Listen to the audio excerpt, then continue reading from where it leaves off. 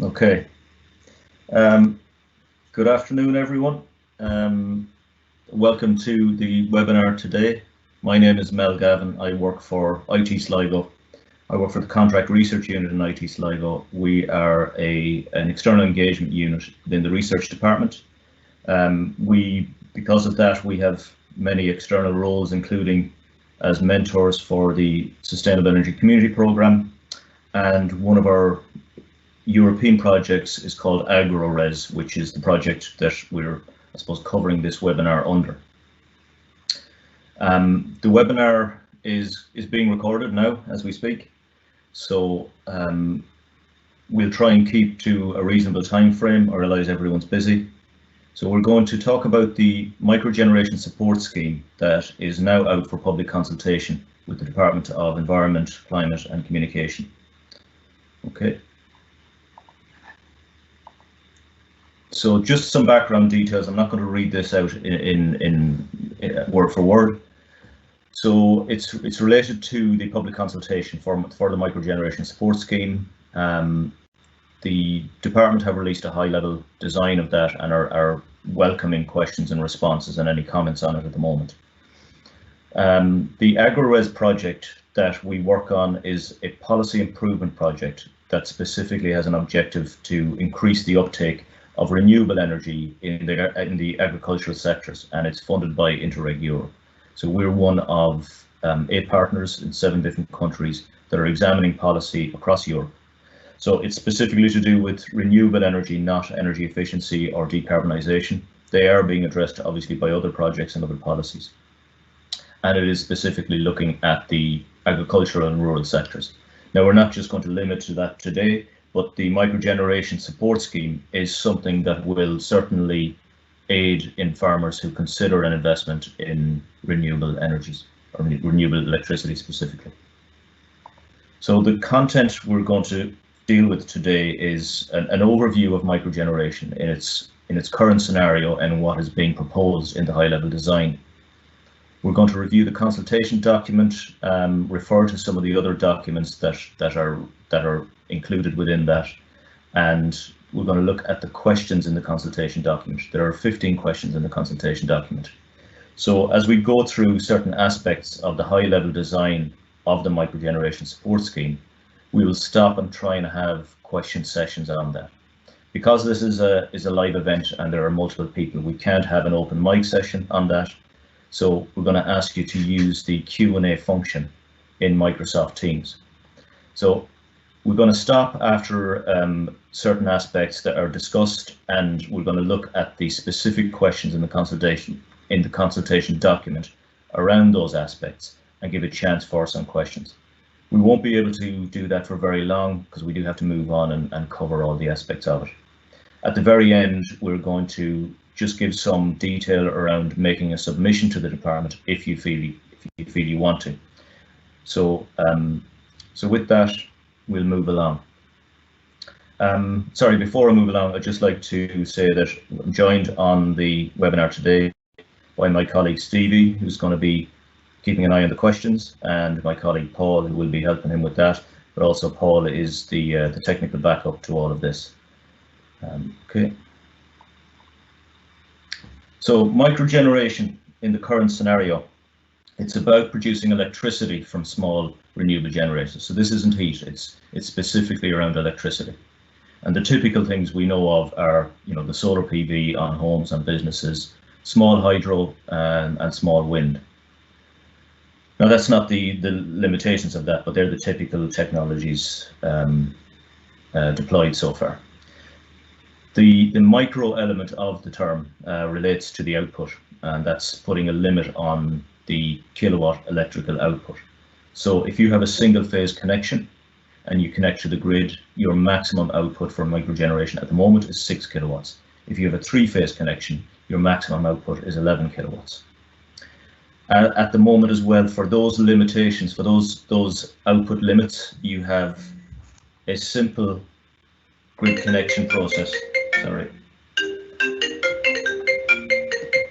Somebody trying to get into the webinar. I'm sorry, I can't stop and help at the moment. But Okay, sorry. So for those two limits, there is a simple grid connection process called Inform and Fit, and it's a one-page form with ESB networks. It's called the N6 form. It's very often filled in by your installer. So it's quite simple. There's no cost associated with it either. The grid connection allows your system to spill any excess energy to the grid. So if you have a renewable electricity generator and it's producing electricity that you are not consuming at that time, it will spill to the grid. Currently, there's no feed-in tariff, so there's no payment to you for that electricity. So the new design is one of the objectives is to address that. This is embedded in the Climate Action Plan that was published in 2019 under Action 30, and that is described there essentially in a series of steps. The first step was to establish the working group for microgeneration, and then to look at some of the constraints or some of the regulatory barriers you have to get over to have a microgeneration system. Planning is an obvious one, and then grid connection policies are another one. The final bit, or the next point there, is around the support mechanism, and they've assessed various support mechanisms used in other countries, and also how those mechanisms might fit in the Irish infrastructure and the Irish market. And another aspect of that action in the Climate Action Plan is the public consultation. So that's the stage we're at now.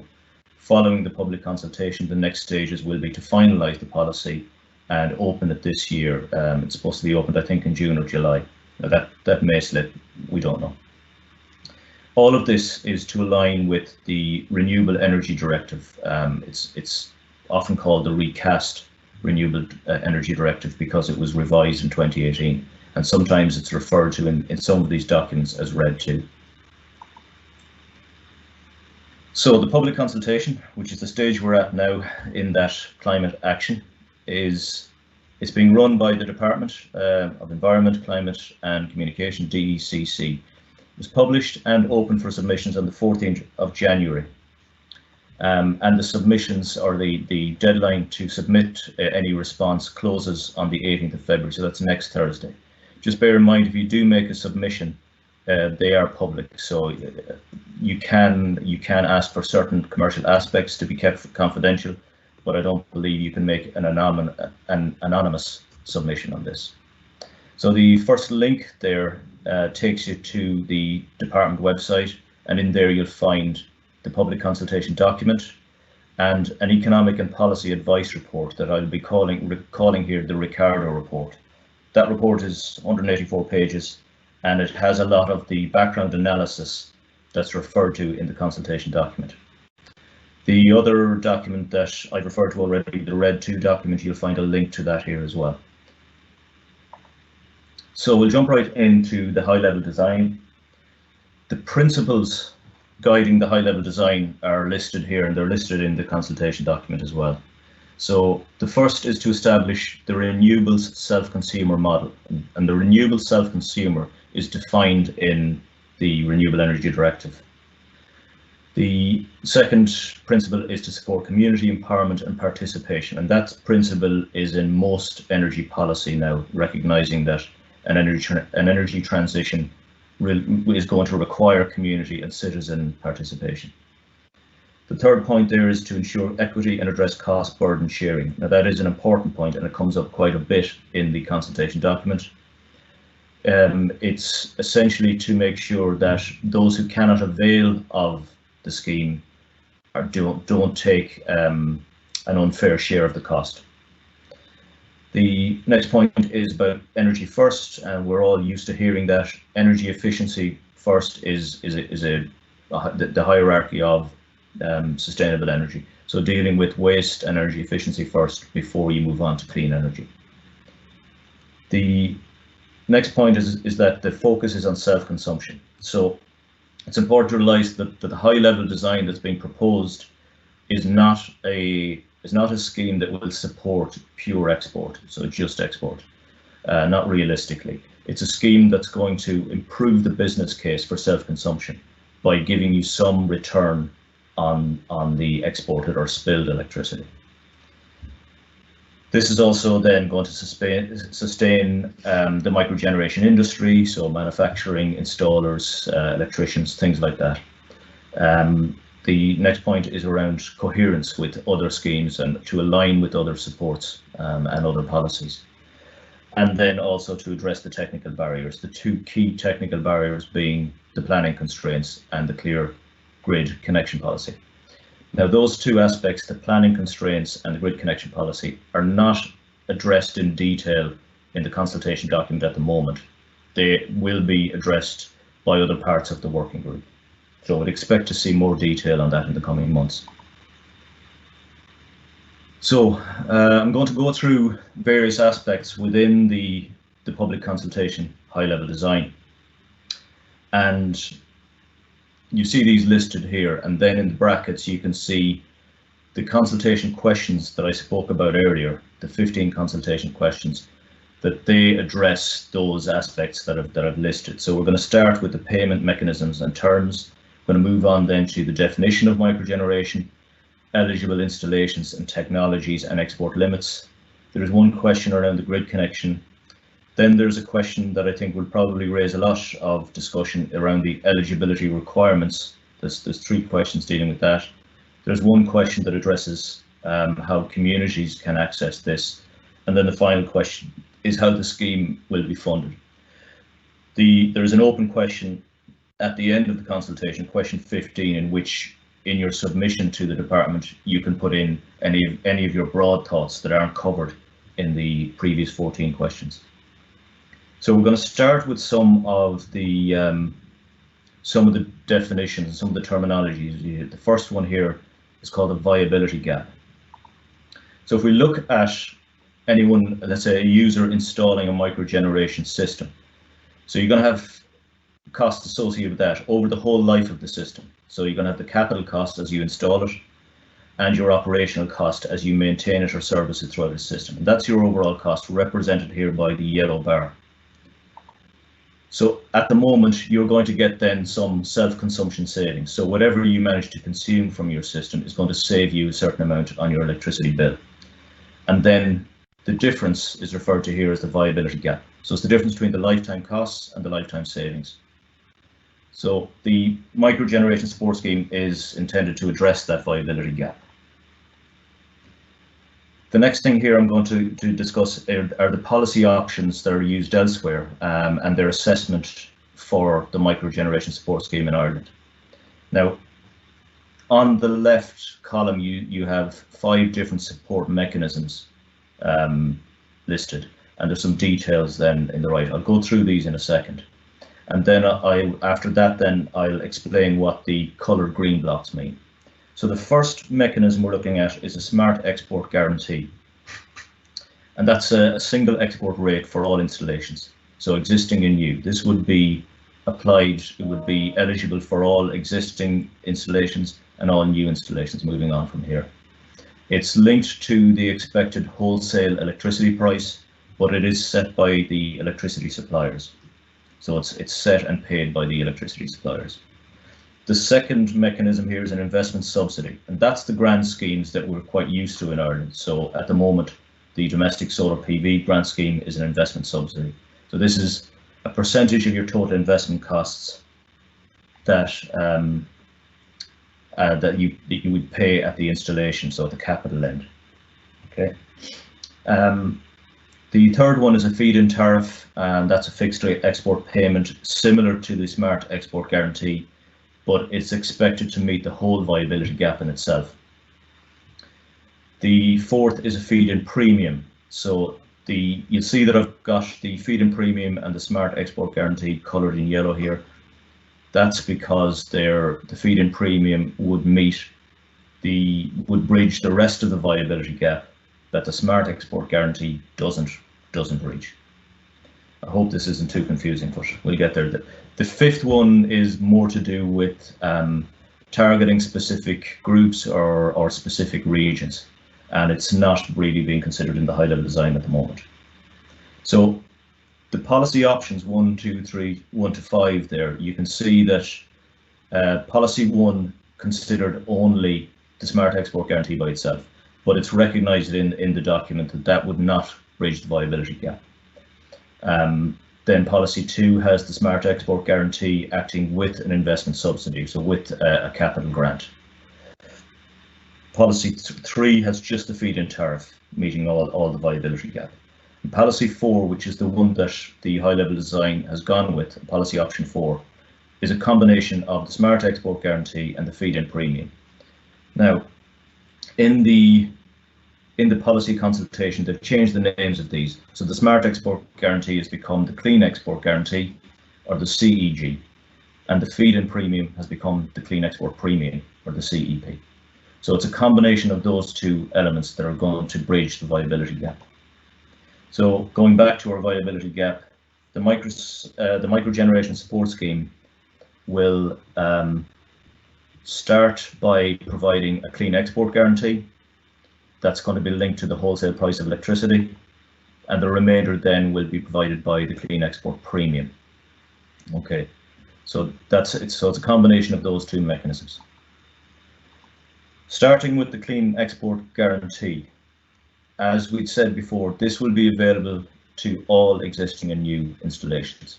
So even if you have a system now, you should be able to avail of this once it is available.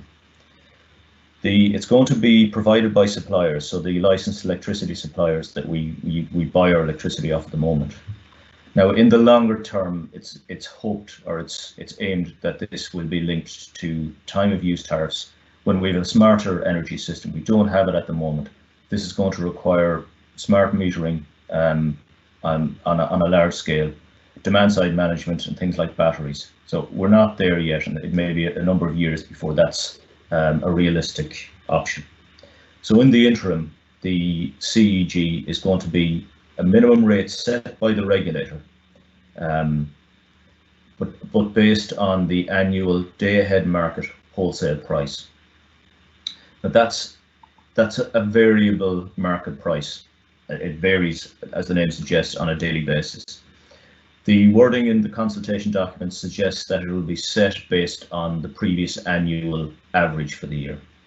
Now, in the Ricardo report, they put in some assumed rates for this. In the Ricardo report, they call it the Smart Energy Guarantee, but that is essentially the Clean Export Guarantee that's referred to in the document. So what you can see from this is a high and low scenario, and what I would take from that is that the wholesale price of electricity varies greatly, so it's not something that can be easily predicted. So from an investment point of view, it would be prudent to assume your investment on the lower end of the scenario. Now the wholesale price and the day-ahead market, they vary due to external conditions, including the EU market, the global market indeed, and also they can vary depending on the amount of wind energy generation that there is on the system. Some real-world figures for the day-ahead market here from 2019 and 2020. So you can see the variability here. We can see 6 cents, 4 cents, and down to 2.5 cents. Now that's not to suggest that this is an ever decreasing trend. 2020 was impacted obviously by COVID and a reduction in demand, and that's what's affected the wholesale market price there. But you can see that it is quite variable.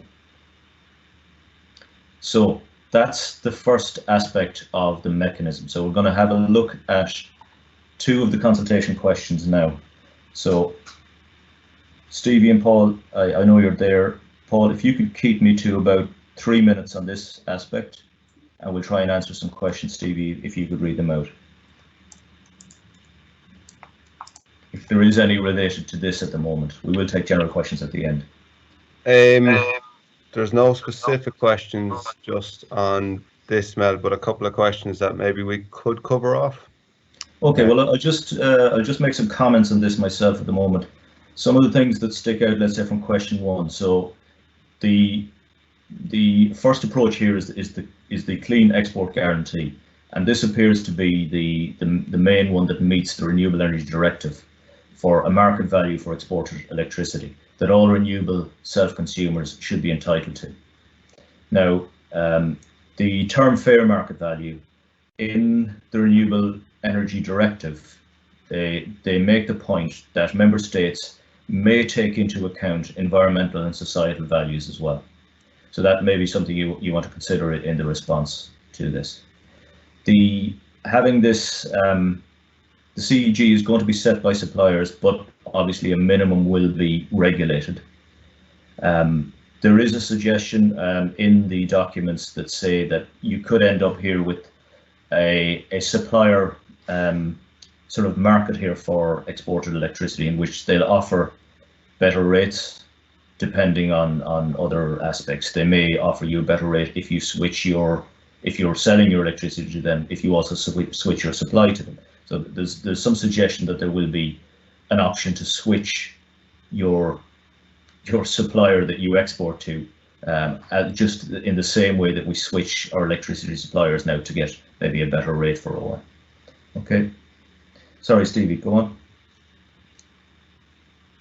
Okay, so some of the questions, Matt, I suppose are, there's one there, it goes back to one of your initial slides about that 6 kilowatt, the current 6 kilowatt limit that you can install a microgenerator on the grid.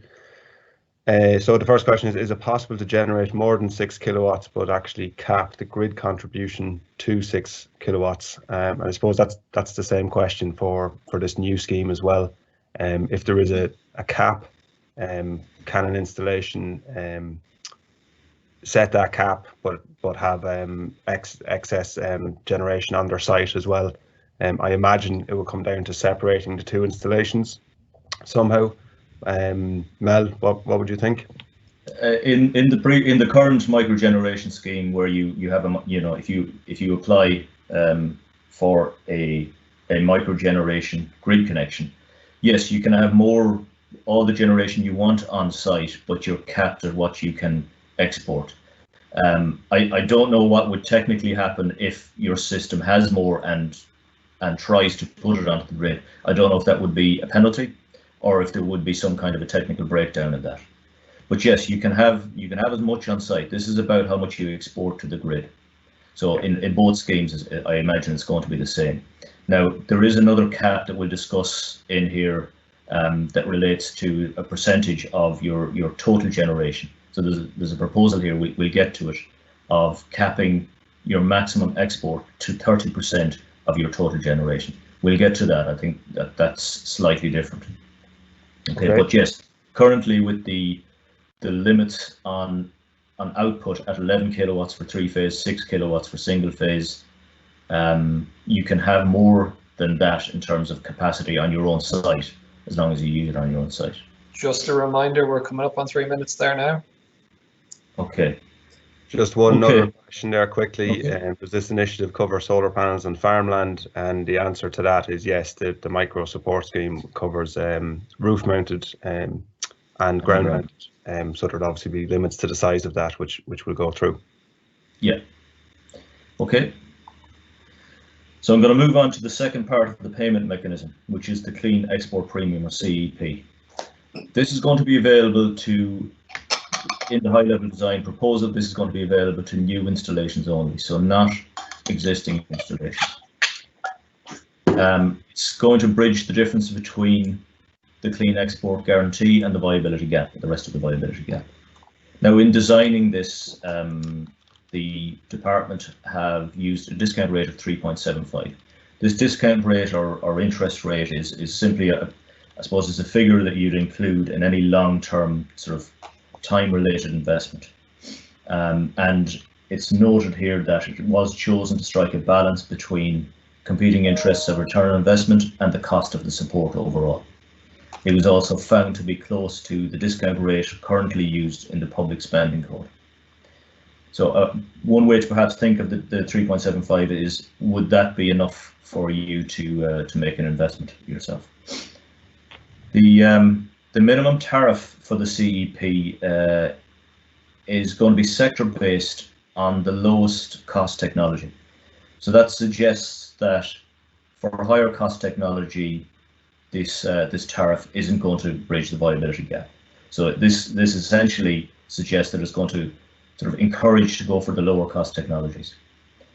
And also it's going to be phased out over time. The logic behind phasing out over time is that technology costs are expected to decrease over time. Now, in the Ricardo report, there is quite a lot of figures suggested for the clean export premium. There's a table 5.5 in that report that shows a lot of figures there. Now, there's a lot to look at. Don't try and read through these at the moment. But a point in the Ricardo report is that they're suggesting here that the assumed rate for all archetypes is the rate defined necessary to optimize domestic rooftop solar. So that's the top row there, and you can see that they're suggesting that the CEP essentially stops after 4 years. Okay, now in the high-level design, they've said that the CEP maximum duration would be 15 years, but it doesn't say what its minimum duration or what the rate of decline would be. There is a fairly useful graph in the Ricardo report as well, figure 5.1. But the thing to look at here is the green line. So this is policy option 4, where you have the combination of the clean export guarantee and the clean export premium. So you can see that you're starting at approximately 13 cents per kilowatt hour in the first year, and then it drops off and it levels off around 5 to 4 cents per kilowatt hour after about 4 or 5 years. Now that's just the suggestion in the Ricardo report. I have to stress here that the Ricardo report and the public consultation document are separate, even though they refer to the Ricardo report. So it's not suggested that these figures will be the figures used in the final design. It's more about the mechanisms. So we'll move on to these questions related to the clean export premium. So if there's any questions around that, like I said, the first one is about that discount rate. Is that appropriate or is it not? The question 4 there is essentially that the clean export premium is going to be for new builds, or new installations, not older installations, and it's going to be determined by the lowest cost technology for each sector. And then the question 5 is around the maximum duration. So do we have any questions around those, Stevie? Or any other you'd like to do now? If we keep me to yeah, no, specifically, I think the questions are flying in around lots of very good questions actually, but none specifically related to these questions. But I can go through one or two, Mel, or if you want to finish off your points. No, I finished off the points on those. Do you want to take a couple on the just a couple of questions now? Yeah, so just one interesting one that's coming in is a lot of questions around whether various things have been considered, and there's a question there around net metering. And I suppose for those who might not be aware, net metering is a situation where you're not just using the electricity generated on your rooftop, you're able to bank it. I suppose if the sun isn't shining, you're able to take electricity from the grid, and that the grid would pay you a support for that price per kilowatt hour, and then at a later stage the next day you provide that back to the grid. So I think there's a couple of schools of thought around net metering.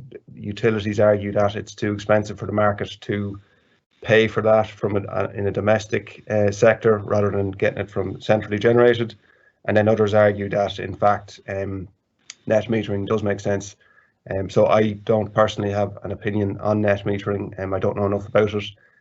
Mel, I know it hasn't been considered, it hasn't been talked about in this consultation or the high level design, but do you have any comments on net metering?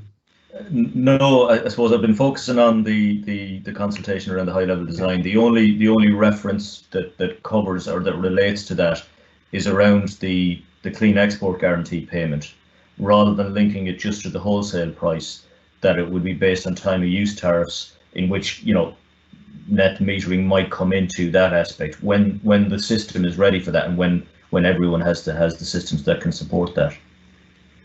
And I think you'll see here from the questions that there's lots of questions being asked, I suppose, and the consultation is very much designed around the high level design that the department are thinking about.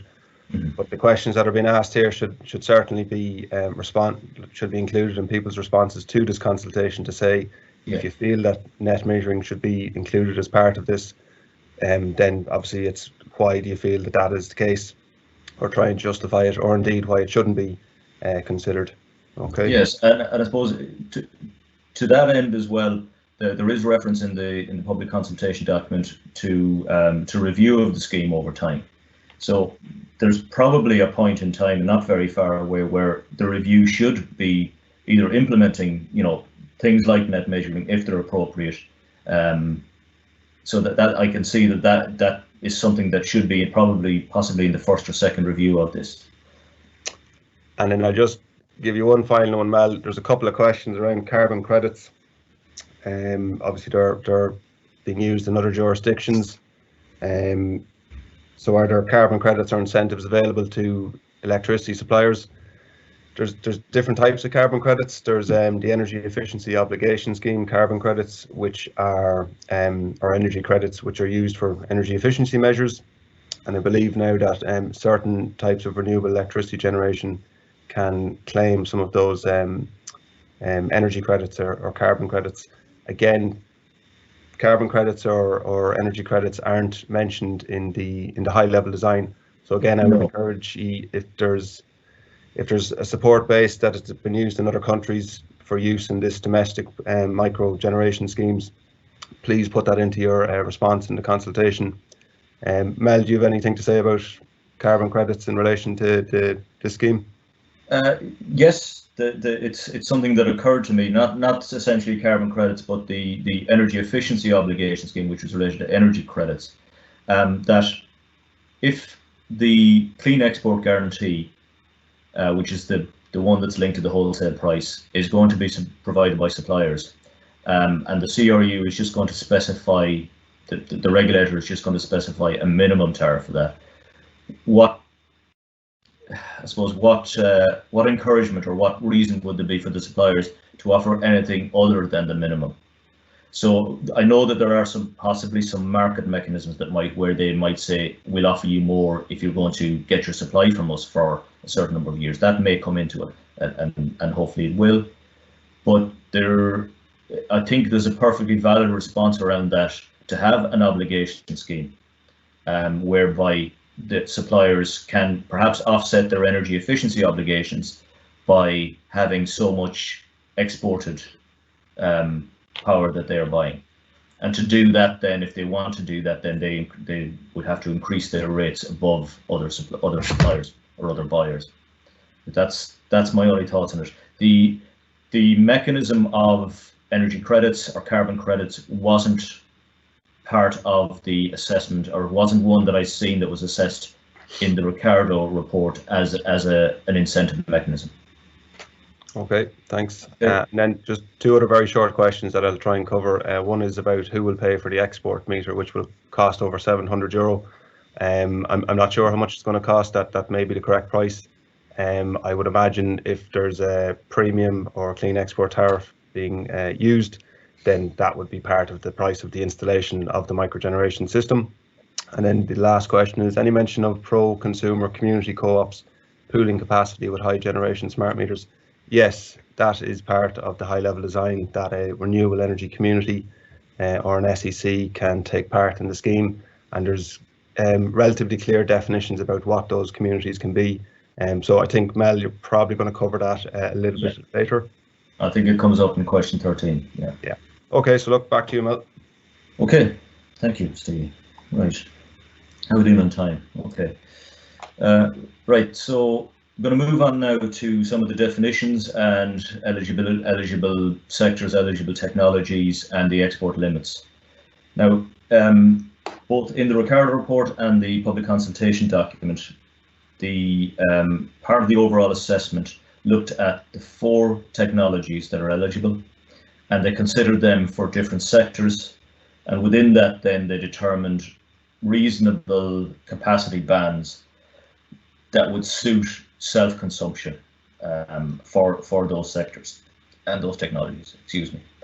Now, I suppose, in relation to the AgriRes project, I will be making a response on this. And one of the aspects I'd like to clarify is that these are not sectoral limits. The reason being that you'll see here, I've just got the solar on there at the moment. I'll cover the other technologies in a minute. But you'll see that agriculture, if these become sectoral limits, then agriculture is limited to 11 kilowatts. And I don't think that's appropriate. So I would be suggesting that rather than that they're not sectoral limits, that this is just perhaps a good guide to on a broad basis. So I just wanted to cover that in here. I know I'm not making that clear. What I'm saying is that you'll see this in the document. I don't think they're suggesting that these are, let's say, 11 kilowatt limits for large agricultural schools that you can see there. I think they're just suggesting that they're appropriate ranges. But obviously there's going to be some schools, some farms that could use a lot more than 11 kilowatts. So I think that is the case, but I'll be seeking that as clarification.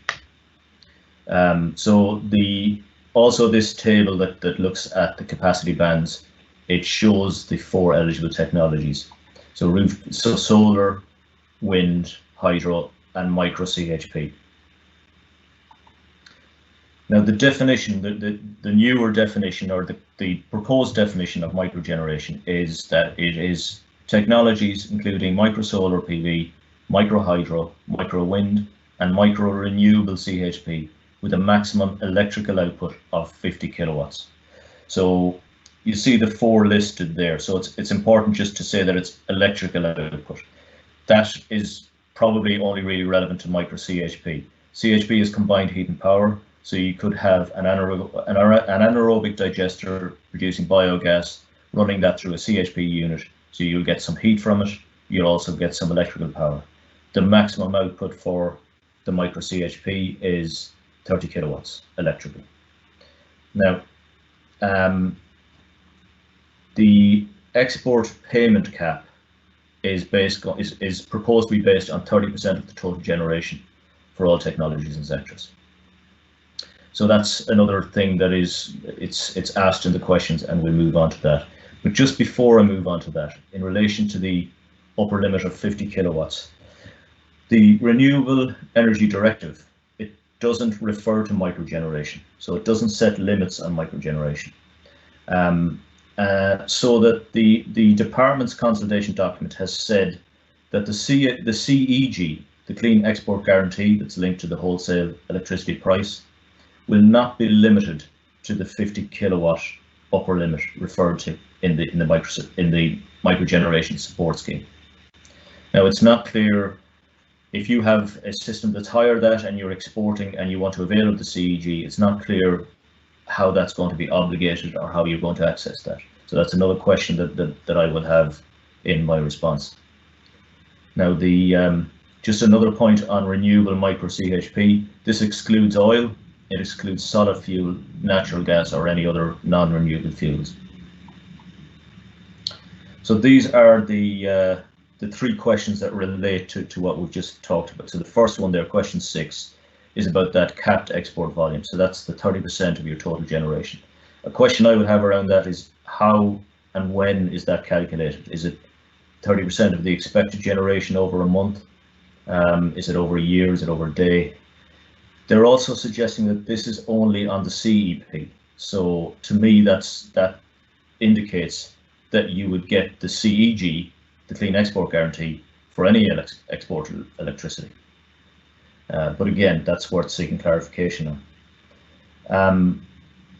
The other aspect that I think that misses out on in capping that exported volume is that some, particularly businesses, may have unplanned shutdowns, and as we've seen that obviously very dramatically in 2020, it's quite possible to see that on an individual basis or even a sectoral basis in what we might call a normal year.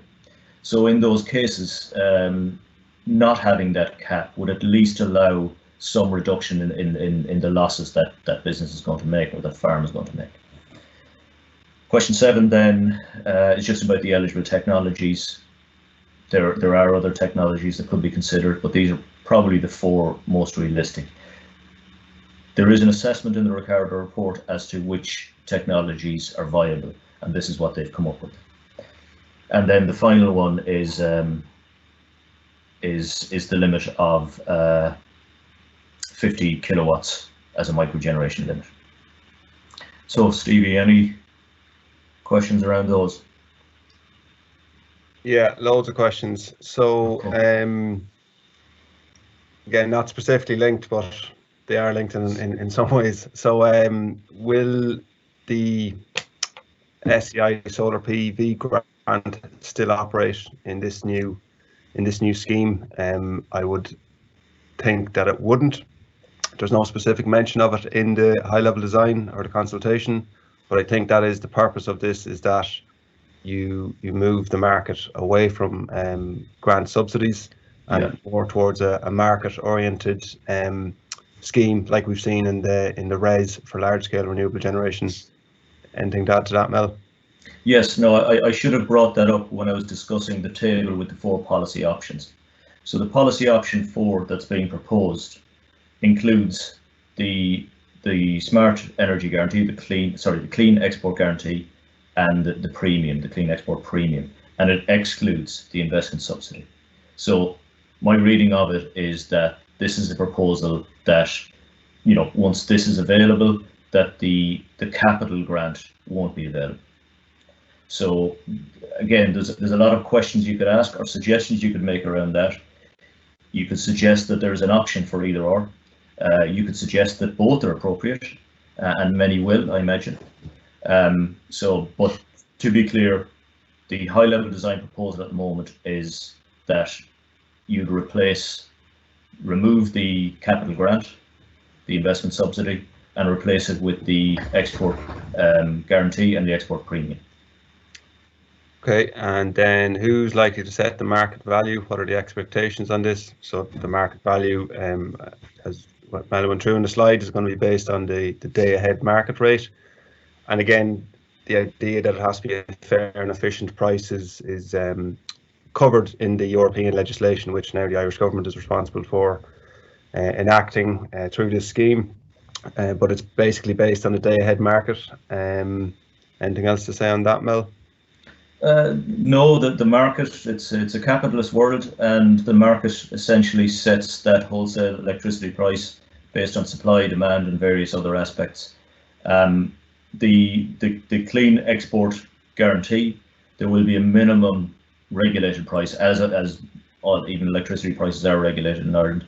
There will be a minimum tariff regulated by the Commission for Regulation of Utilities.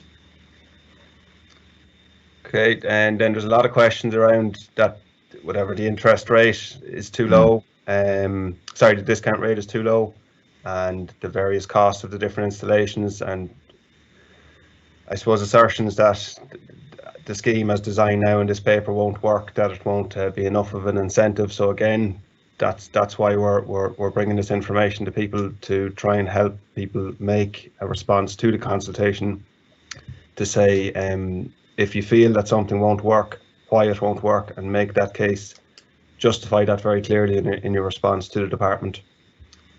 Yeah, in relation to that, the 3.75, yes, there isn't a great deal of justification on selecting that I could find. There is the reference to it being close to the public spending code, so you can imagine for a public sector, for the government or a governmental department to be considering an interest rate, that appears like a rational approach. Now, whether that's appropriate to what the scheme is trying to achieve and what the overall Renewable Energy Directive is trying to achieve, that is something I think everyone can comment on. Certainly from an investment point of view.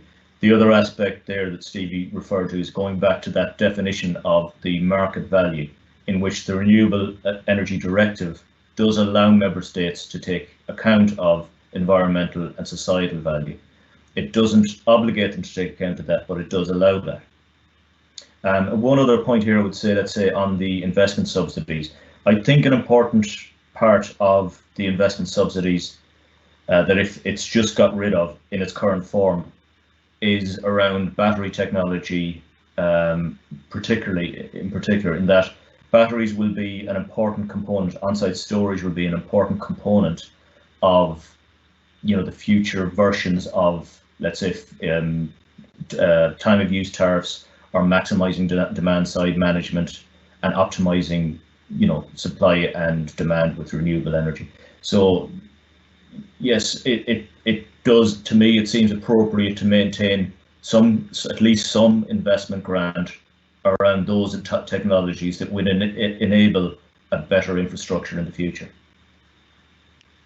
Okay, and then just one last question, Mel. It's a good one around the timelines for the phasing of support. So obviously there's talk of the clean export guarantee being married with the clean export premium to sort of cover that viability gap in technology for a number of years, let's say until 2025, for example. So the idea, will those timelines be understood when the scheme commences? And obviously this comes down to the ability for people to secure finance, to say, how do I know what my system will generate? Not generate cash flow. How much cash flow will it generate for me today and in 5 years' time and in 10 years' time? And if that's not known, that it can be difficult for a homeowner to make a decision, or even a community to make a decision about whether to install a system. So I imagine, I don't know, it's not covered by the high level design. They talk about that these supports will be phased out. There's no specific timeline associated with it yet. No, there's assumed timelines in the Ricardo report, but nothing in the high level design, probably because nobody has a crystal ball. It's like I say, it's more about the mechanism rather than the quantities at this stage. But it is certainly something that I think anyone considering the investment would want, is to be able to see with some certainty, even if it's within a range, what value you're going to get for your exported electricity. And yeah, there's some variables in there that you have control over, as in how much you export to a certain extent. But still, at the point where you're making an investment that is based on a design life of 15 or 20 years, you would want some of that certainty. So again, in the response, make that clear. It's recognized in the document that the clean export guarantee, being linked to the wholesale price of electricity, is going to vary all the time. The proposal in the high level design is that regardless of the clean export guarantee, what you're getting for it, that the clean export premium would make up the difference between that and the viability gap. So there's a few things to consider there. Is at what point is the viability gap for a technology or sector defined? So if it's only defined once, it probably should be revised at certain stages. The clean export premium, then, how variable is that? Is who's going to control it? Is it going to be a minimum and then varied over time? So it's worth asking that question, but making the point that an investment requires more certainty than is currently, I suppose, apparent from what's being proposed. And with the clean export premium and the clean electricity guarantee or export guarantee, this is all based on learnings from other European markets. So there are advantages in Ireland arriving late to the table in terms of this, that we've seen how other feed-in tariffs and feed-in premiums have not worked in Europe. Some of them have been disastrous. Some of them have worked and have increased the amount of renewables on the grid, especially at a domestic scale. So that's the thinking here in the high level design, is that it's more market oriented with this clean export premium and clean export guarantee. Well, I'll let you go on. And also in that, Stevie, I suppose it allows that little bit more of control, in that you have two separate mechanisms. So one is subject to the market, and then one is something that can be, let's say, controlled by the department. So that allows, it certainly is a control for overcompensation. Hopefully then it will be applied as a control for undercompensation. Okay. Shall I move on? Yeah, go ahead. Okay. The next aspect I'm going to cover here, and there isn't a great deal of detail in this, is over the grid connection. So as I was saying at the start, the grid connection is a constraint that is being considered by the overall working group for microgeneration, but there isn't a whole lot of detail in the current document around the support scheme. So it's recognised that it's a barrier that has to be gotten over in order to have a microgenerator. but there's a great deal of detail in here. So the regulator is reviewing this at the moment, and certainly, obviously, reviewing the connection complexity up to 50 kilowatts to support the microgeneration support scheme. Now, in the document, there is some commentary from ESB Networks, and they have their own document that refers to more embedded generation. So some of the key points from their initial analysis here. The first point is in relation to domestic level. So, you know, the kind of systems you might have on a home, and it's quite encouraging. They're saying that widespread microgeneration of up to 3 kilowatts in a rural setting or 4 kilowatts in an urban setting can be accommodated at the moment. As we move on to, let's say, higher power systems, so your 6 kilowatt single phase, 11 kilowatt 3-phase, some lower levels, some of penetration can be accommodated as well, perhaps, and may result in some levels of reinforcement. And then beyond that, so if we have a lot of deployment at the 11 kilowatt, 6 kilowatt scale or greater, then individual system studies are required for each connection, and that there may be associated works and costs with that. It is an important point, and it's to do specifically with the distribution system operator, which in Ireland is ESB Networks. Now, there's only one question related to the grid connection, and that is that applicants are required to have an export connection. I don't see any issue with that. The questions I would have in return is that, or the recommendations is that the cost needs to be reasonable, and the wait time and the application process need to be simplified.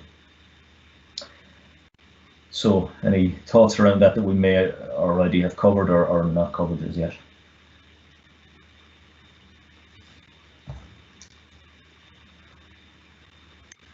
Mel, you might just run through some questions here around is battery storage considered in the installation cost? I don't believe it is. I think the technology on its own, whether it's solar PV, micro wind or micro hydro, is considered on its own without battery storage. There's obviously battery storage is discussed in other parts of the document, but it's not actually considered within the cost analysis that has been done for technology, say for 15 years. Isn't that correct? I think that's correct, Stevie, but I'd have to read back. If it's referred to, it'll be referred to in the Ricardo report. I'd have to look into that to see if it's referred to in there. So a quick look. And then another question around, can you sell peer-to-peer virtually to your neighbours? So can you sell some of your electricity to your neighbours? There is some talk of that in a very broad sense within the scheme, but that's more so about, I suppose, a community or, let's say, an estate acting together as possibly a virtual power plant, rather than selling directly to your neighbour. I don't think selling electricity directly to your neighbour is going to be covered by the scheme. Rather, it will be a communal approach to things whereby you might have a battery, a large battery for a number of houses, and then that could sell back to the grid.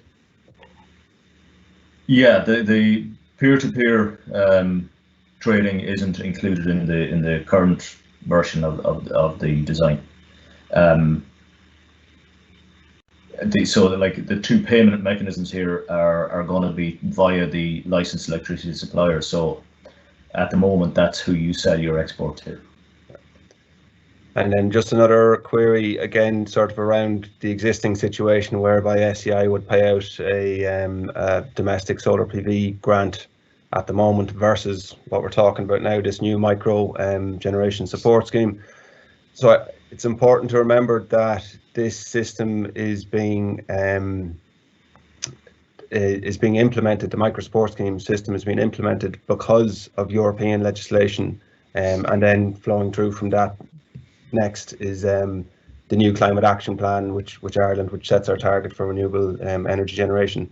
But really, at the heart of this is proper participation by communities and homeowners and buildings on the electricity grid and I suppose the current situation isn't that the current situation where you just install solar PV and you get a capital grant. That doesn't cover off what's required by the European legislation. So that's why this scheme is being designed now. Yeah, again, in relation to the grants, the grant schemes that we have at the moment, as investment subsidies, they weren't considered in the analysis. So they were an option that was considered, but the recommended policy option is these two other payment mechanisms rather than the investment subsidy. Okay. So I'll move on to the next one, because the next one is likely to have a good few questions or a good bit of discussion around it. So this is to do with the eligibility requirements. I've only got 3 short points here, and then I'll show the questions. And they relate to, you know, what sort of building essentially can avail of this support scheme. Now, the first point there is that the clean export premium will be for existing buildings only. So the logic behind that, the rationale behind that, is that installation costs are lower for new builds, so that the existing buildings should still avail of the CEG, although that isn't explicitly stated. That is what my reading of it. And the CEP wouldn't be available for new build. The next part then is around the building energy ratings. So the wording in the high-level design is that occupied buildings will need to achieve a minimum B or C rating post-works. And also then that the minimum BER is proposed that will be increased over time to align with other targets in the Climate Action Plan. Just to note there that the wording used is occupied buildings. So bringing up the questions, first of all, you know, again, I would look for clarification on the first point there, that the CEG, or the Clean Export Guarantee, would be available for both existing and new buildings. And if not, then why not new builds? Also, perhaps, would there be a year of construction cutoff? And what happens if you decide to install a renewable generator 1 year after you build? Let's say you build next year, and then you decide to install a renewable energy generator 1 year later. What would be the scenario then? For question 11, then, occupied buildings. This is a very important point. It's a factor of the current solar PV grant. It's also a factor in most of the current SEI grants where you're installing, let's say, solar PV.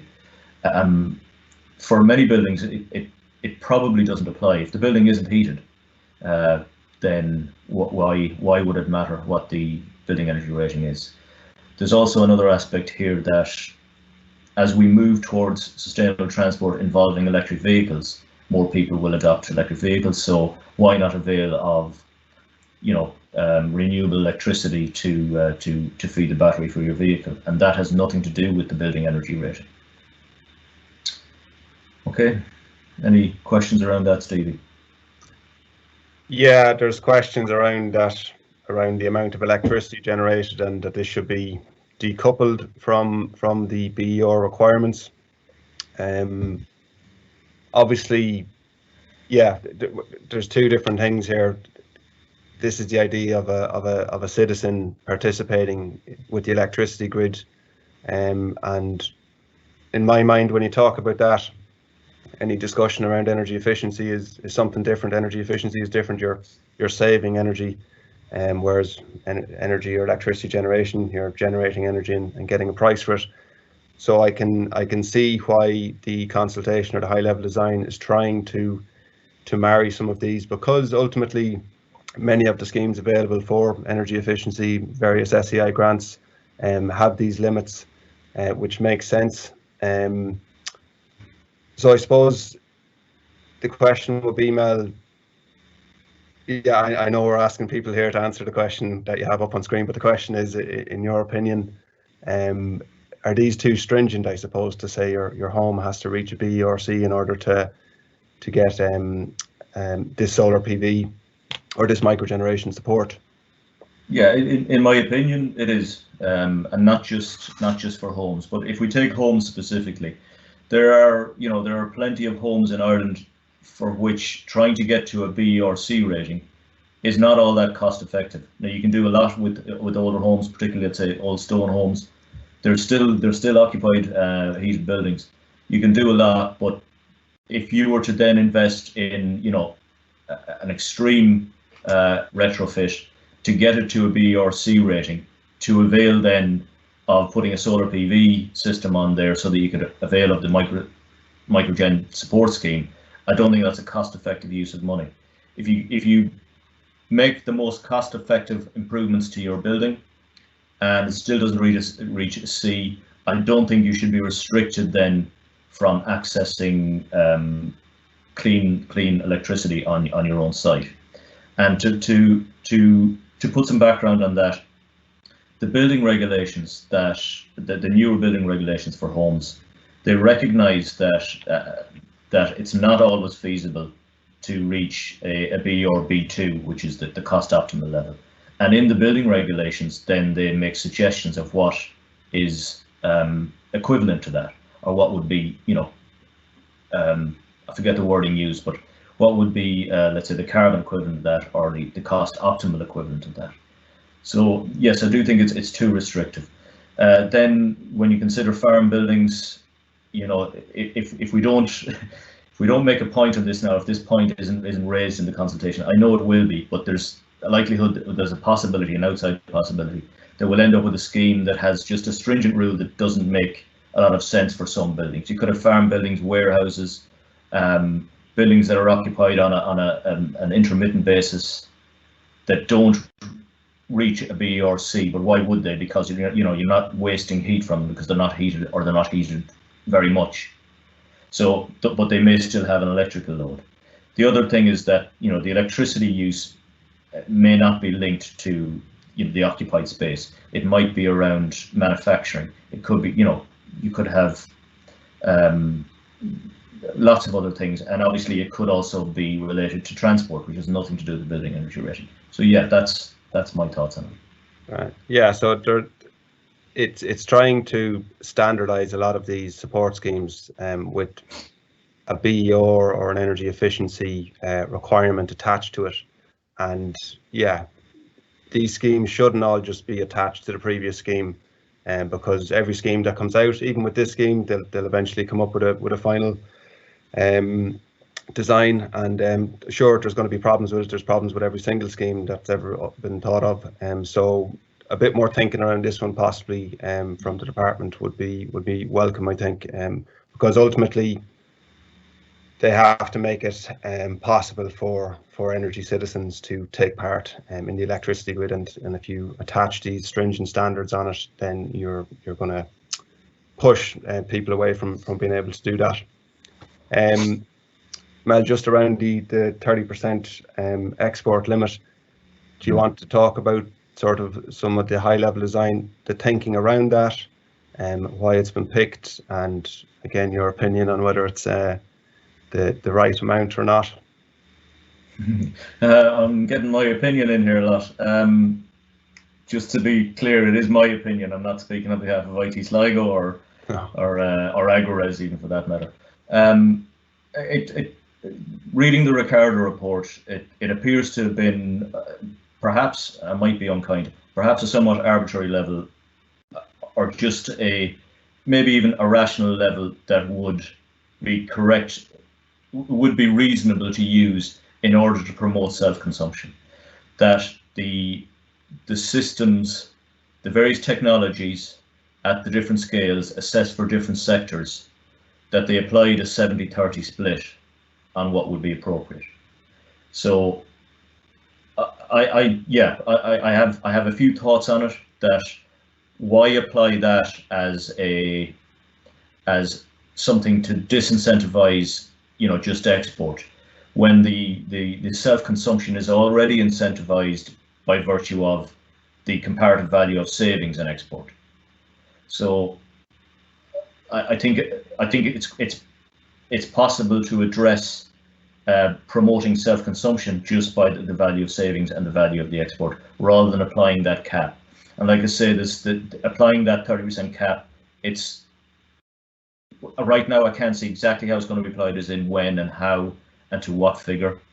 And also I think it's a little bit restrictive, and it would be a small bonus to businesses that have to shut down for a period to at least get something for their export, as they're going to be exporting practically everything if they're not operating.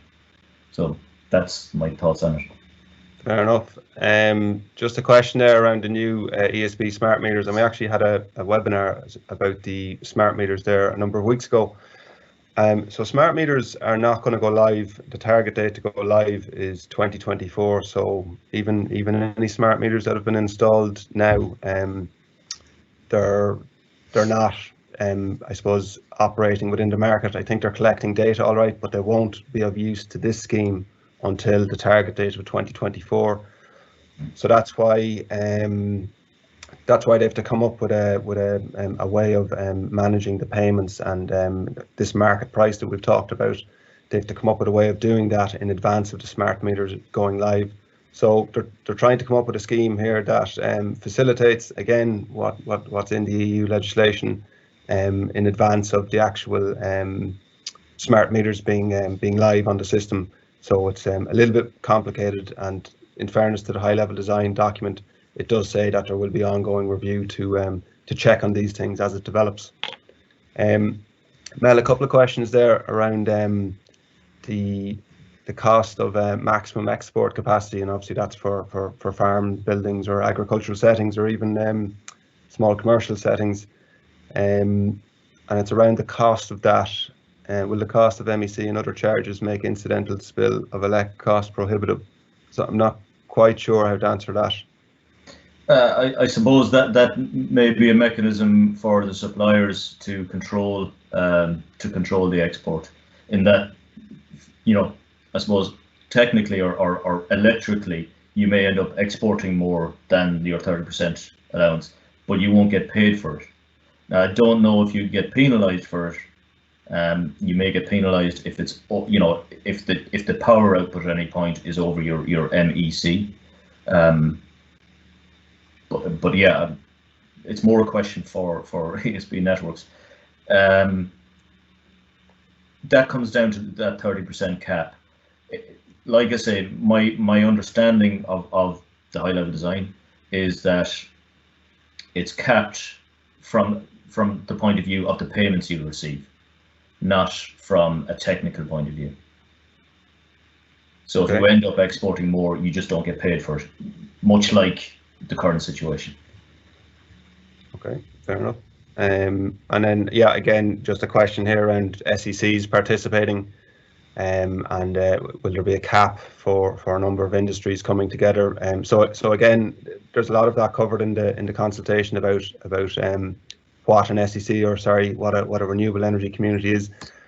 And if you're not aware, there's already a cap on partaking in the Renewable Electricity Support Scheme for large electricity renewable generation, and that cap is 5 megawatts, isn't that right? So I'm not sure what the cap here will be, but I think there may be a cap of 50 kilowatts. Is that correct? Yeah, that's the cap on the full Microgeneration Support Scheme. It deals with everything up to 50 kilowatts. So there is still a gap between 50 and 500 kilowatts. 500 kilowatts is the threshold, the lower threshold for the RES scheme, the Renewable Electricity Support Scheme. Yeah. And the Microgeneration Support Scheme is going to address up to 50 kilowatts. So there is still a gap. Again, it's something you could put into your response as to how that's going to be addressed. Okay, I see. Okay. Okay, if you want to go on with the slides, Mel. Well, the next is to deal with the community projects. So there is a section in the consultation document, essentially just to say that communities are entitled to avail of this scheme as a community. Now, whether it makes sense or not at the scales we're talking about, maybe it will. In some cases it will, and in some cases it won't. A social enterprise might have, you may have a locally community-owned building with businesses in there and social enterprises, and you could put solar PV on the roof or a wind turbine in the corner of the site. And again, it's still subject to the overall high-level design of the Microgeneration Support Scheme. So it's still 50 kilowatt maximum maximum power, and at the moment the 30% export cap on payments. But yes, communities are, just as individuals and businesses and farmers, can come together and avail of this scheme as well. So there is potential there. In relation, the only question in here is in relation to the definition of a renewable energy community. It is defined in the Renewable Energy Directive, and then there's also, let's say, an Irish version of that definition, and that's currently defined in the Res 1 terms and conditions on page 18. You'll find a link there. I say currently because it may change somewhat, but it's defined in there, and there's nothing outrageous about it. Okay, so that is that question. I don't know if there's anything else you'd like to, or any other points that are coming up around that, Stevie? Not specifically, and in fairness to yourself, Mel, you've tried to outline what this high-level design consultation says and try and outline the questions that are in this scheme, whereas a lot of the questions we're getting are they are linked. Obviously, they are very much linked, but they're outside of the questions that have been asked here. So I know you're kind of trying to think on the spot around some of those. There's a couple of questions. In many cases, they're probably going to relate to some of the specific questions, and in any case, the final question is a general question. So if you have a proposal that hasn't been considered, that's where to put it. But is there a couple you want to go through, Stevie? Just again, I suppose just on the energy efficiency side of things, there's a couple of questions there around. Obviously, when we talk about BERs, most people think of homes. So the question is sort of how can energy efficiency requirements be tackled first within the design of this scheme? Obviously, yeah, how do you ensure that, again, it's two separate parts of the market, is energy efficiency and renewable electricity generation.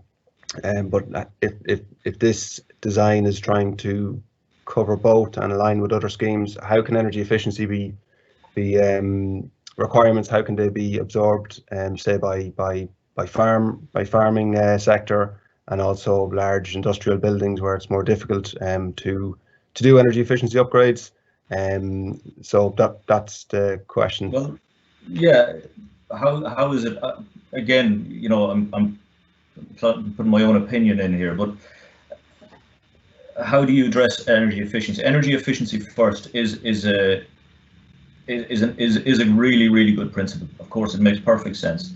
It's the most sustainable energy we have, is the energy we save, the energy we don't use. Yeah, most people recognize that. I think largely everyone recognizes that. So if we're to take an example, let's say you have a building and the only energy used is lighting. So you have a farm building. The only energy used in there is lighting. So it's electrical energy. And right now you have 20 fluorescent tubes. Okay, so your choice to reduce your electricity costs are either to change those to LEDs or to put in a solar PV. Well, you're going to put in a solar PV just because it makes more commercial sense. Sorry, you're going to put in LEDs first because it just makes more commercial sense.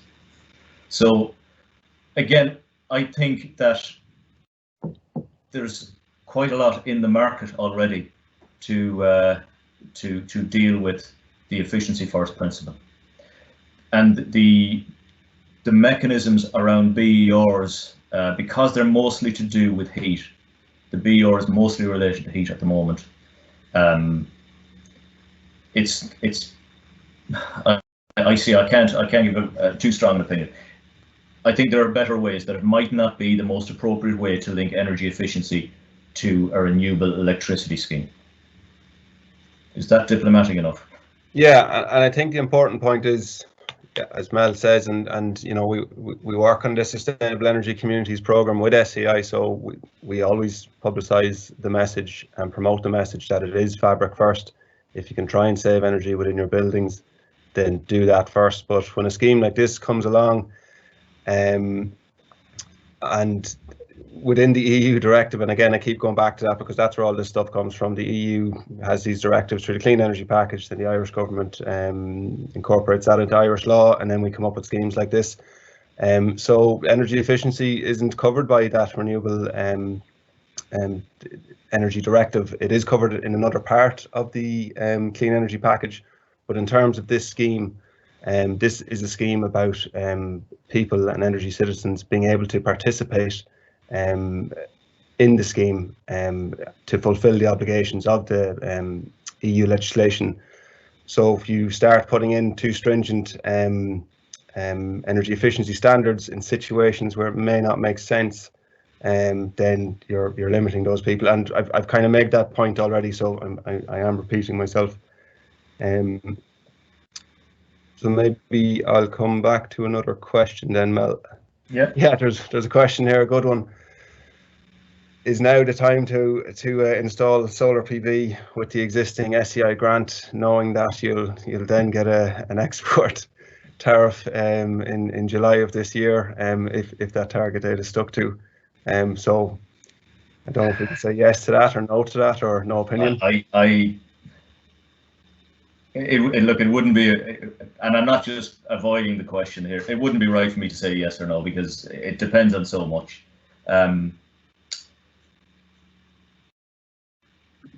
Yeah, it depends. It depends on a lot. Your best value for putting it on there is what you're going to consume yourself in any case, regardless of whether that scheme comes in, regardless of what form or what variation of the high level design we see. Your best value is going to be what you consume yourself. That's the most I can say about it. Okay, and then another question here, sort of on the top of what we were talking about. Does this scheme, in fact, go far enough to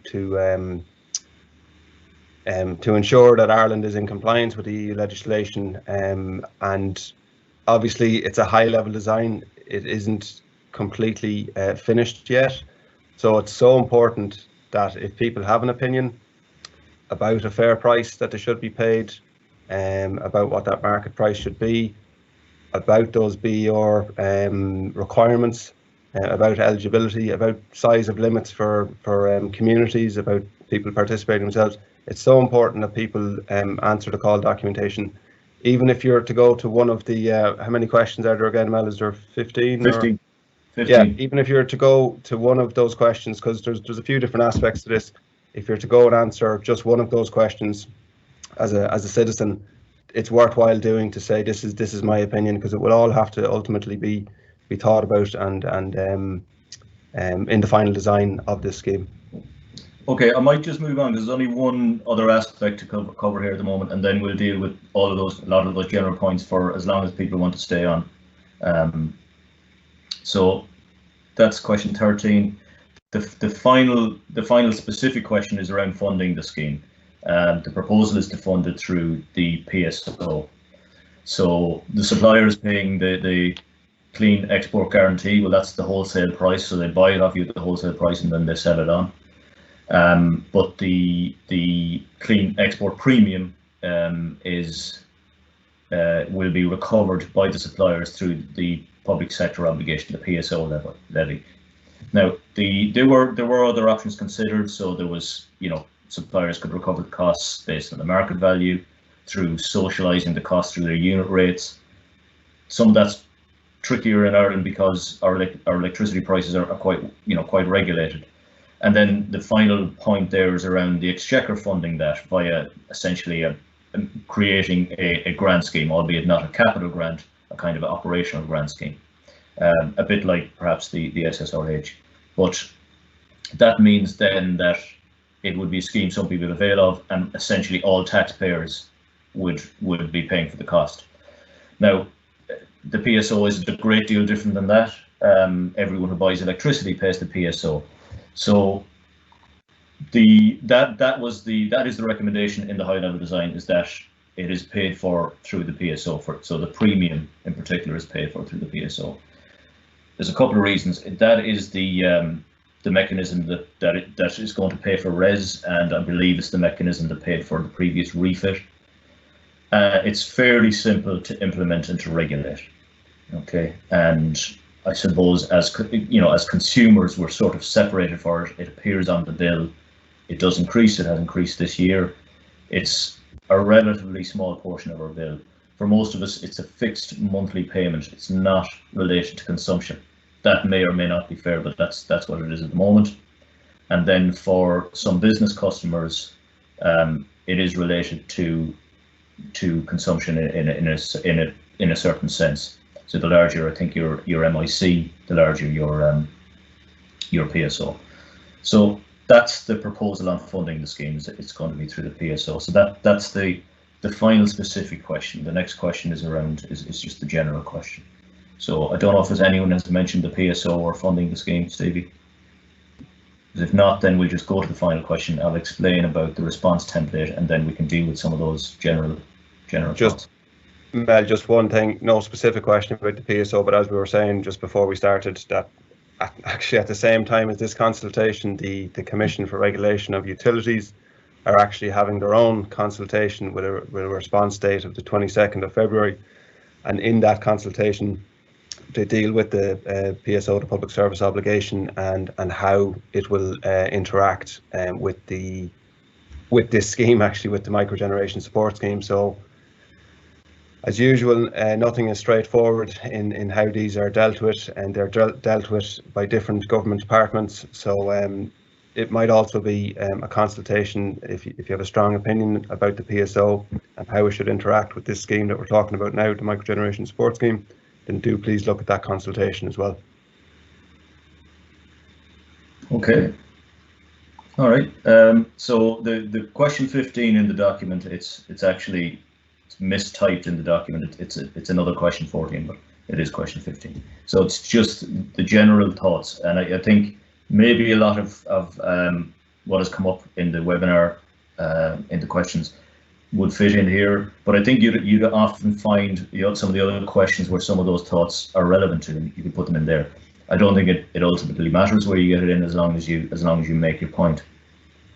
Now we'll follow tomorrow at the latest. We'll email everyone who's registered for this event with the presentation slides, a link to the video recording. So it's just going to take a little bit of time to get that up on YouTube, and a Word document that has the response template in the format it's asked for. So the kind of, your address, your name, and it lists all the questions and has a space for you to make your points. Just bear in mind, as I said before, if you do make a submission, it's public, so anyone can see what your thoughts were on it. So we might go over some of the other questions, and one thing that has come up there, I think maybe one of the last things you said to me, Stevie, was, is this sufficient? The high level, the public consultation document does refer to the overall target, the Climate Action Plan target 2030, of having 70% of our electricity from renewable sources. It does say that the primary policy mechanism for that is the RES scheme. So that's the large grid scale renewable electricity generators. There's no breakdown that I could find as to, is there a suggestion of how much the microgeneration will lend itself to that or not. What is recognised in the Renewable Energy Directive, not just the commentary or the narrative around environmental and societal value, but there's a specific point in there that recognises the value of small-scale installations in motivating and raising awareness, particularly in citizens and communities.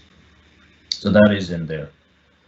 It's quite possible that we get to a stage where RES might start to slow down in terms of the interest from large projects, in terms of maybe the availability of large projects, and that microgeneration might have to make up the shortfall.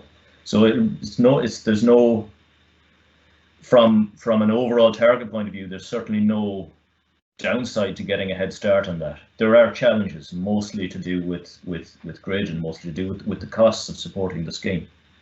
But there's nothing to say that it can contribute. The other aspect is, as we move towards electrification of both heat and transport, microgeneration makes a lot of sense. So we're using the power in our homes and in our cars. Microgeneration, generating that power, that energy ourselves, does make a lot of sense.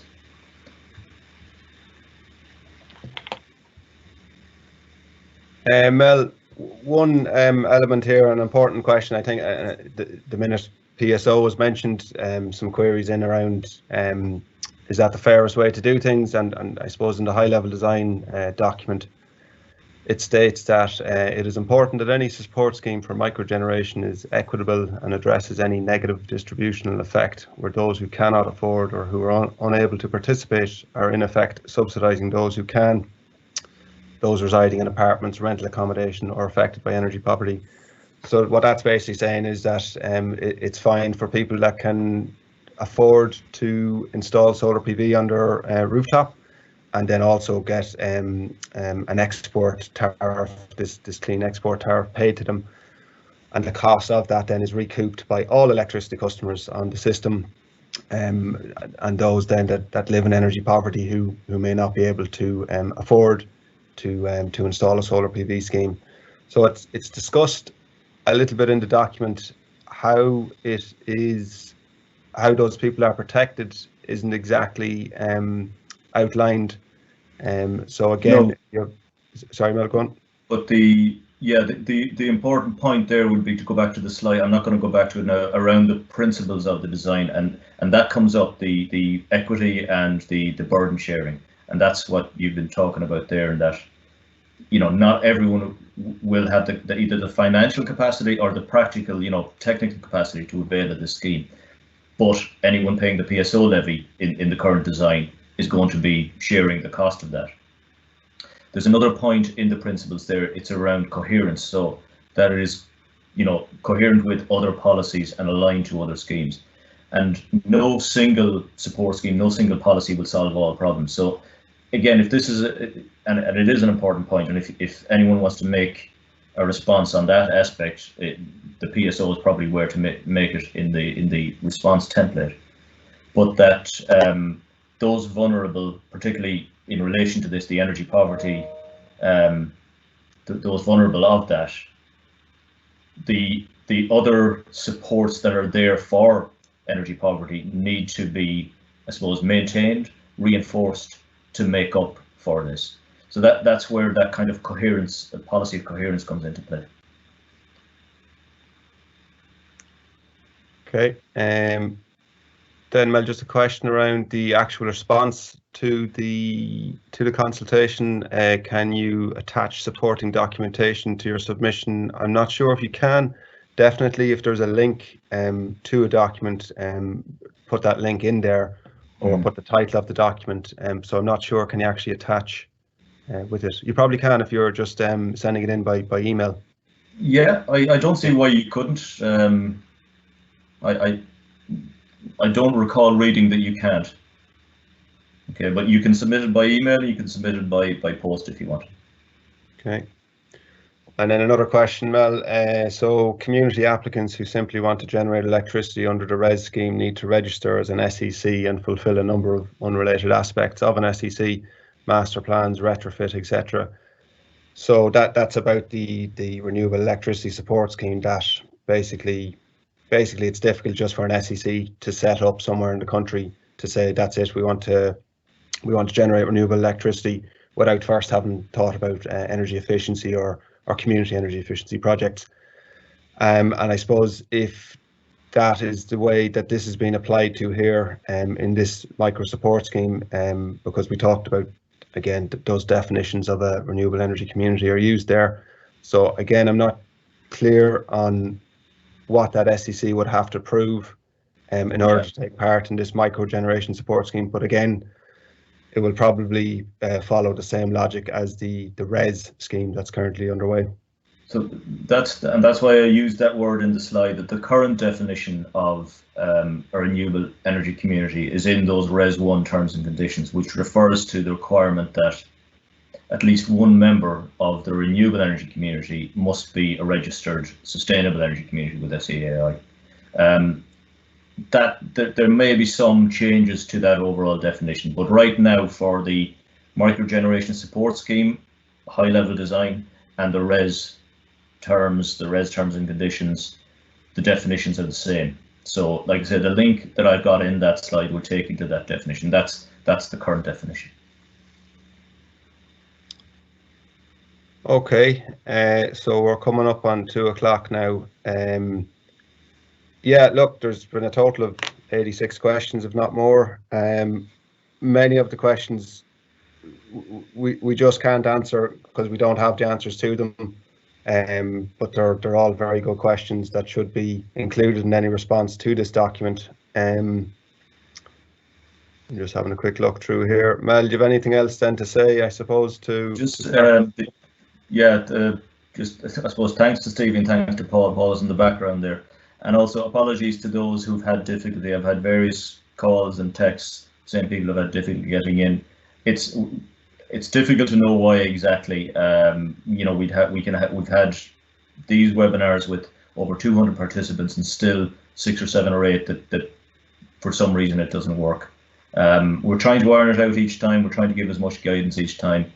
We will, for anyone who registered, we're going to send a video in any case, and the slides and the other documentation. I don't know that I have anything else. So if there's any other questions, I'm not in a rush to go anywhere. Here's one question then I'll give you for those that want to stay on the line, because we could probably talk about this stuff all day. Yeah, can you mix the technologies? Could you have, say, a small micro wind turbine and a small solar PV system combination? It may not make financial sense to do that, but I don't think it's covered whether you can actually mix the technologies. It isn't covered, but I don't see why you wouldn't. You know, from an overall technical point of view, you know, the thing is still about, you know, your maximum system power is 50 kilowatts. I don't know if you could have one of each and have 250 kilowatts. I don't think that would cover. I think that the system itself would be considered at the point of connection to the grid. So that would be a 50 kilowatt connection. And then, yeah, you'll still be, the cap of 30% of your overall generation is probably then going to be a combination of the expected generation, which I know differs between wind and solar and other technologies. So I don't see why not, and it may in some cases suit your own needs. Yeah. Okay. Issues around EU de minimis aid. So that talks about what is it, 200 grand over 3. Sorry, it's in the question here. 200 grand over 3 fiscal years. So the high level design does deal with that. I don't think they have to. They don't need clearance from the EU for the scheme. Yeah, they have stated in the high level design that it won't be considered state aid. Even though businesses can avail of it, but it's not going to be considered state aid. It's not going to be considered to get that value. So once the high level design, or once the design is finalised, then the department will make a proposal to the European Council that this conforms to state aid under the general block exemption rules or regulations, the GBER. So essentially, it won't be a state aid issue once that's accepted, and that's the prevailing thought on it. Okay, I might make this the last question, Mel, and it's kind of fitting because this webinar was brought to you by the AgroRes Interreg project, and it's about renewable energy in an agricultural setting and trying to inform good practices for that. Mel's leading this for IT Sligo, and just the question here, and I think there's a few farmers that have joined this, or people obviously that live on farms. So will a farmer who currently receives a Tams grant for solar PV still get Tams at 40% of capital costs together with the clean export guarantee and premium?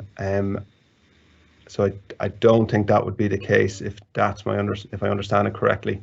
That's my current reading of this design, that this will replace investment subsidies like Tams or SEI capital grants. Now again, if you're making a response to this, there's nothing to say that you shouldn't suggest that both should be available as an option, or hit it hard and say that both should be available regardless.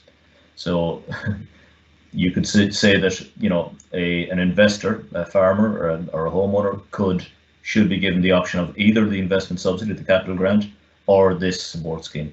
Or I'm sure many commentators will say that both are applicable or both are appropriate. And just try and pick another question, because I know there is a reference to that in here somewhere, and I'm going to try and find it. To Tams? To Tams, yeah. There is, yeah, I think it's in the analysis, but yeah, I'll have a look at another question here. Questions around the discount rate, Mel, and is it high enough? Should it not be higher? Should it be similar to green loans? Again, there's some justification in there around the discount rate they've chosen. So there's a whole lot of assumptions at the start of the document around the size of what microgeneration is, the current, I suppose, capacity of the electricity grid to take many microgenerators at any one time between now and 2030. So there are assumptions there, but I suppose, Mel, yeah, if you have any comments on the 3.75 discount rate. I don't have a great deal to say around that. Like I said, the justification is offered there, and this comes back to equity and burden sharing and the overall cost of the scheme. And the rationale for choosing that was something to do with being close to the public spending code, which for a government department is going to make sense. If I were to argue for a more favourable discount rate, my argument would be based around the broader value of renewable, of microgeneration, over and above the simply the wholesale price of electricity and the just reaching that viability gap. Would be to do with the societal value, the environmental value, the behavioural awareness, awareness raising and things like that. And ultimately it's about the payback period for these systems. I think, correct me if I'm wrong, but I think the current solar PV grant scheme for sort of an average domestic scale solar is supposed to pay back within maybe a 9 to 11 year time frame. Very broad-based calculations there, and I think I heard someone from Three Counties Energy Agency talking about this new microgeneration scheme and the idea of again an average, say, solar PV system in a house possibly taking 14 years time to pay back. So again, that's probably based on some initial analysis done there. But if you compare that maybe with the lifetime of the scheme, we don't know what the lifetime of the scheme is going to be, whether it's going to be 15 years versus the lifetime of the actual technology itself. So if it's a solar panel, it might generate for 25 years at a reduced rate.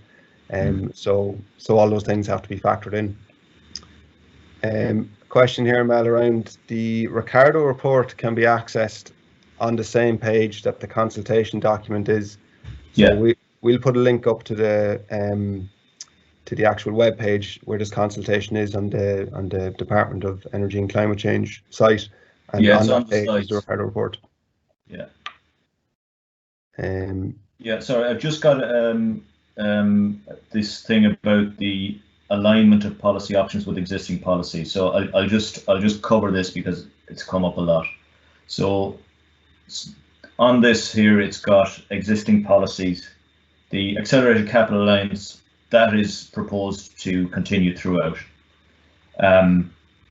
The Tams scheme, the SEAI PV pilot scheme, for this design, they would be discontinued.